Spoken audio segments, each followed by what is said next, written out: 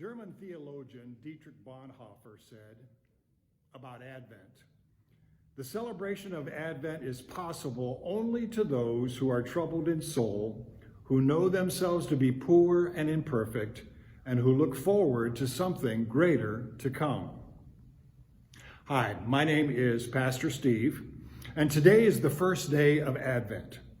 From this day through Christmas Day, you are welcome to join us on Facebook and YouTube as we celebrate and worship the worthy one, Jesus Christ. Each day, a member of Park Church will share a video devotional that I'm sure will be a blessing to each of you. Now, the season of Advent is the time that we prepare not for extra expenditures of cash, but to remember the Christ child who came to live among us.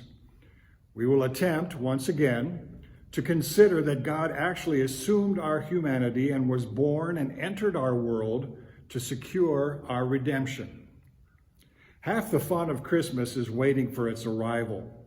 Children and many adults can hardly stand the tantalizing anticipation of fun and gifts. But even apart from Christmas, a lot of people spend their lives waiting. They wait for the perfect love, or the perfect job, or the perfect home, or the perfect situation. And sadly, these people are waiting for things that will never appear because they don't exist. This is one of life's absurdities, waiting on unrealistic hopes. In this sense, waiting is a tragic waste of time. Others, however, are waiting for something sure and substantial. Their hopes have a foundation, and the assurance of their hope gives them strength to carry on, sometimes in very difficult circumstances. The nation of Israel had a long tradition of waiting. We see in the Old Testament that people in every generation had set their hopes on what God would do. From Abraham to Elijah, God's people eagerly anticipated the fulfillment of his promises. And then centuries later, in the New Testament, we find that the tradition of waiting continued. In Luke chapter 2, which tells the story of Jesus' birth and the events that followed, we find the story of two people who were waiting. One was Anna.